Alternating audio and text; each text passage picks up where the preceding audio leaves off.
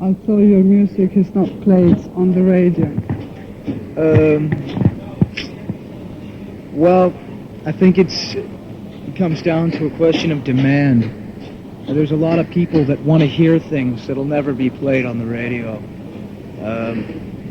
And so they'll find it one way or another, you know, and they've found it in us, or at least some of them have.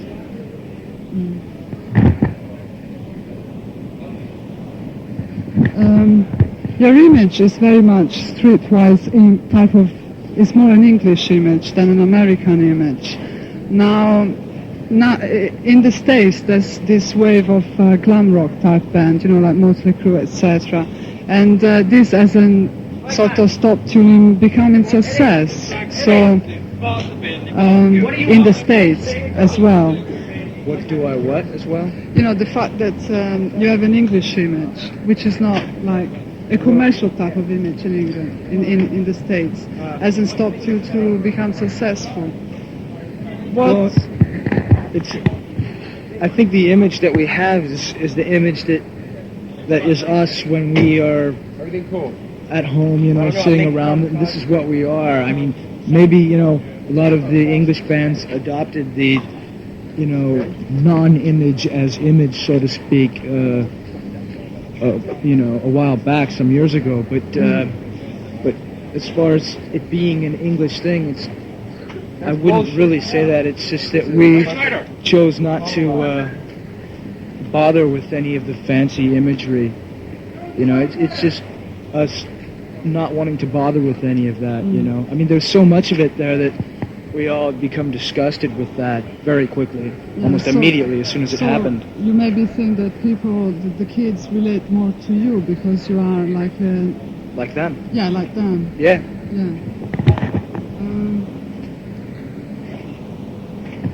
You started the thrash music movement in a way, and now there's quite a lot of bands that either imitating you or whatever.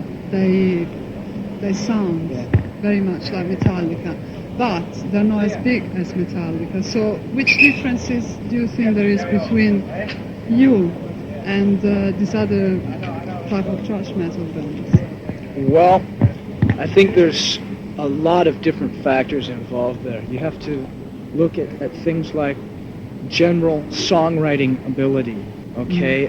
Listen to a Metallica song, especially the later material that we're doing. It's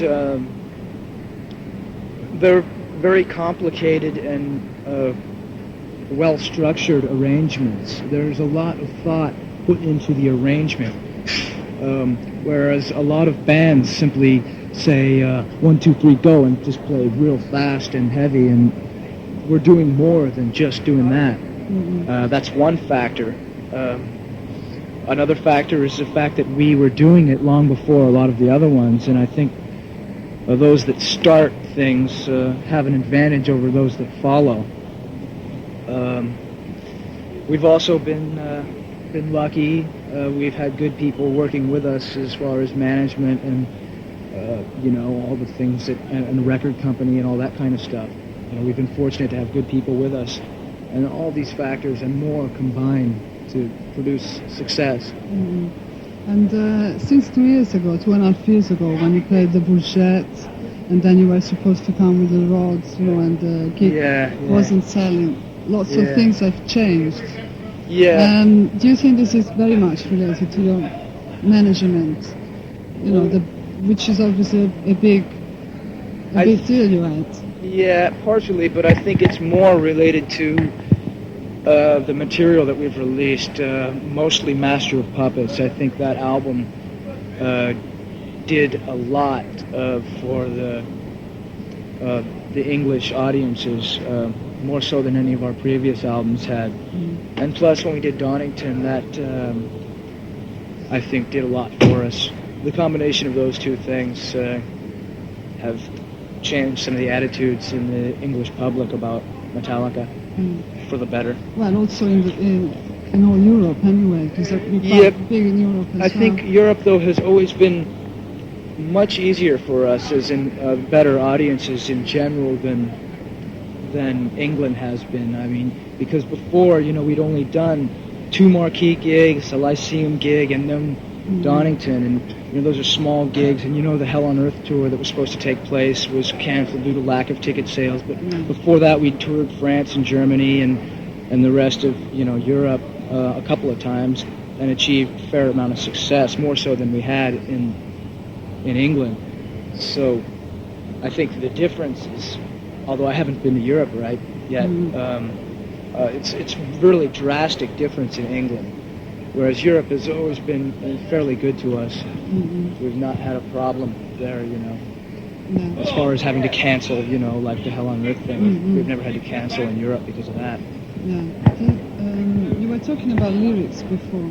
There's one song that you wrote, No Remorse, and there's this thing happening in the States, that guy shooting Yeah. and then singing this song. Yeah. And there's also Ozzy Osbourne with this Suicide Solution song. Yeah. He's been not charged, but Yeah. you know what it means. Do you think that is that kids really take lots of notice of what the lyrics of their favorite bands talk about? Yeah, I think they do, but I also believe that if someone has it inside them to commit an act, then that act would be committed anyway. I mean, it's very, very easy for someone to place the blame on something other than the person that committed the act.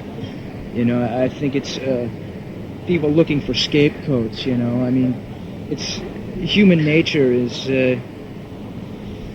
such that if that is within someone, that will come out one way or another. To kill. If a person is going to kill, they're going to kill. We don't make people kill. Ozzy doesn't make people kill. It's I don't see their But point in this that. thing doesn't make you think that maybe you would like to write about something more happier and things like that? No. Or you just write because it's like if you're depressed or whatever, you write about your feelings? Yeah, we're not a bunch of really happy people, and there's no use trying to write about something that you don't feel. It comes out false, I mean, there's plenty of happy music around. If people want to listen to happy music, they can buy happy records. But if we didn't write this kind of thing, someone else would, and someone would listen to that. And, and it's freedom of speech and freedom of expression, and that's what we believe in. Music for Nation is a very small, independent label. And have you ever thought of sort of changing into a major label and the good and bad things that it could bring to you? Yes, we have. That's a business thing. That is. That's a business discussion. You can't talk about it.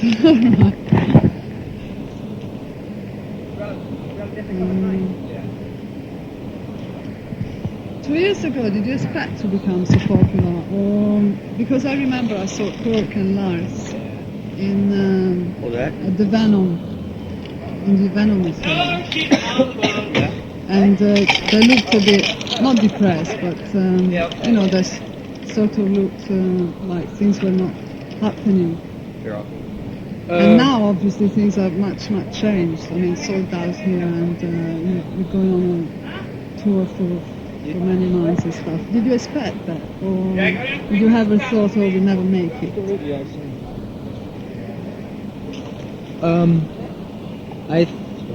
We don't expect anything. We just go out and do what we do and hope people like it and try and please ourselves artistically. And these are our goals.